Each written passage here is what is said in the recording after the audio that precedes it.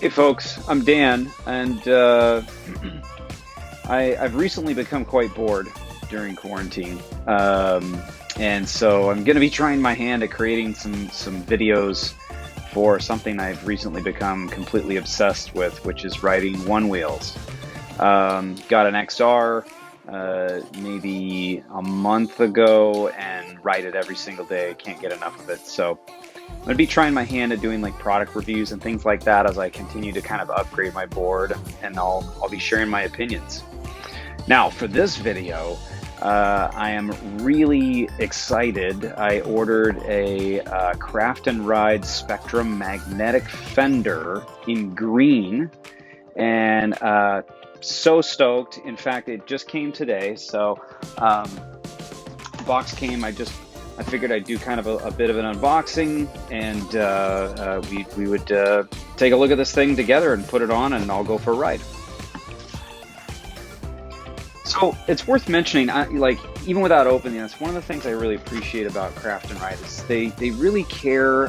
They commonly write handwritten notes that come in your boxes, which is a really neat touch. It just shows their level of support for their own community. And another thing is that not only is their gear just built really well, it always fits. And one of the things that I really love is that they package, just their packaging that makes the whole thing feel really special. And in fact, look at that. Just open this thing right there. I have a handwritten note.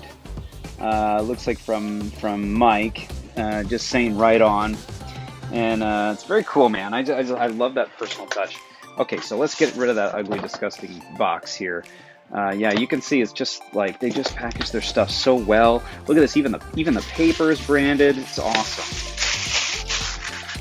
Now I'm always interested in like more environmentally friendly ways to package things. So obviously, like cardboard is totally recyclable here, but I love this. They kind of do this cool honeycomb. It's a very like flaky, fluffy, paper, and really cool.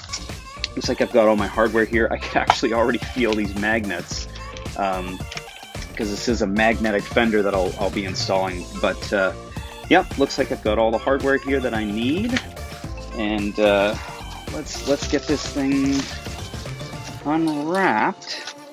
This is really cool too. The last thing I got from them came this way. It came with an actual kind of a custom bag here, and I don't know when I'll be taking this thing off and putting it back in the bag, but the other thing here is it looks like it's I go to a lot of video game trade shows, and we hand these out a lot. This thing will be a backpack now. Actually, it looks like it's just a backpack, so it's pretty sweet.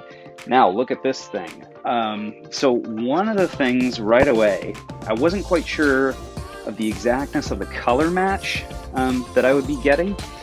And I have some like side rail guards that are a green, and this looks like a really good match. So I'm super excited about that. I will say there's a couple of other manufacturers that kind of have better shape to them.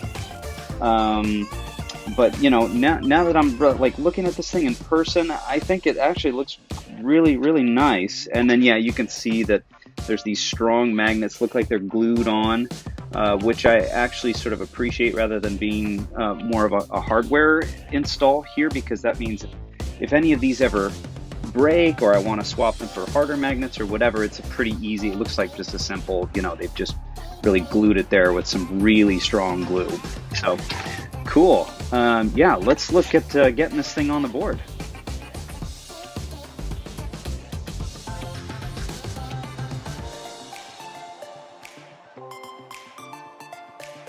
Okay, so board's all put together. The fender's all where it should be. And just a few things I wanted to note about my build experience.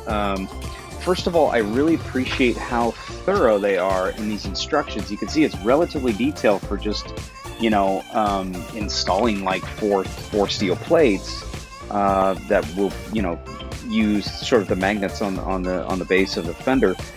There's a reason for that.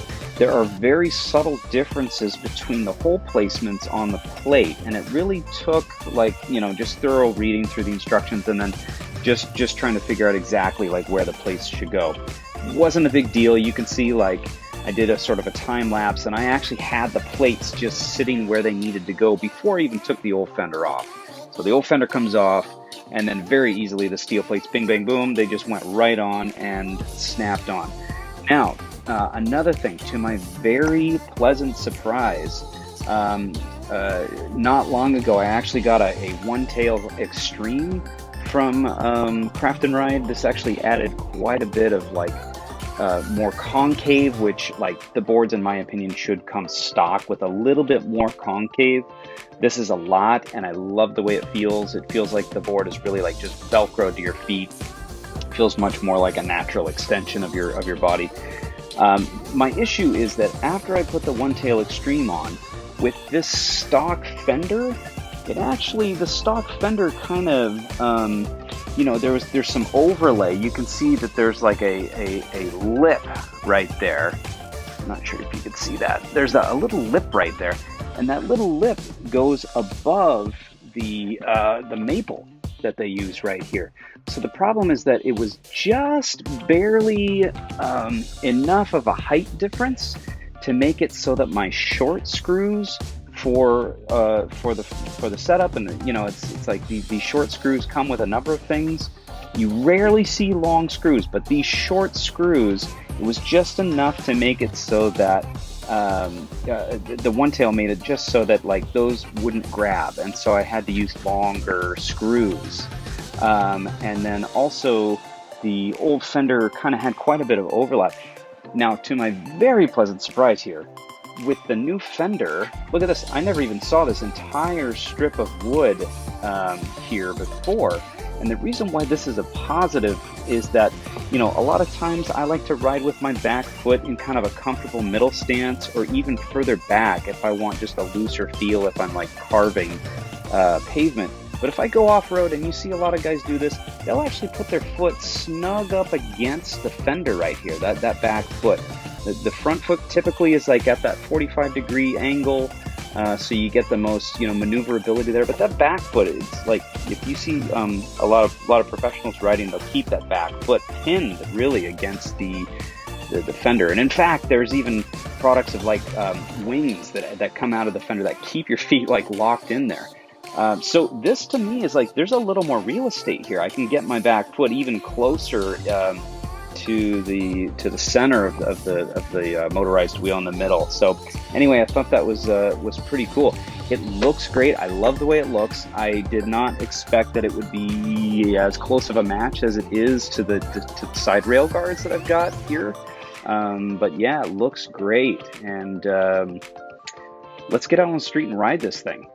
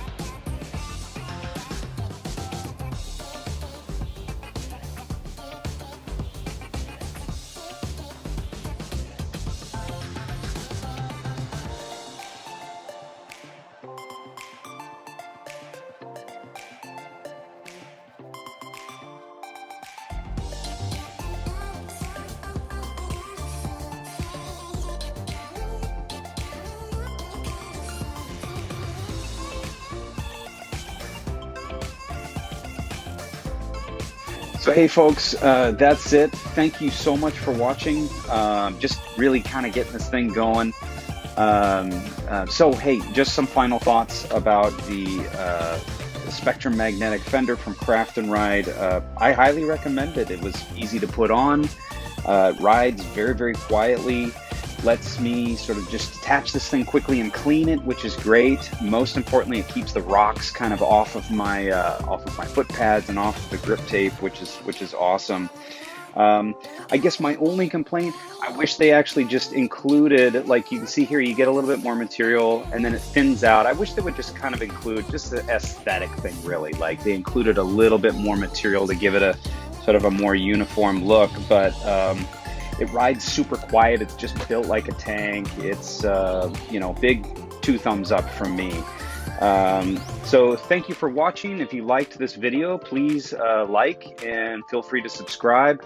I've got an Insta360 One X2 action camera on the way right now, so I hope to really just make even better videos in the future. So right on, everybody. Thank you.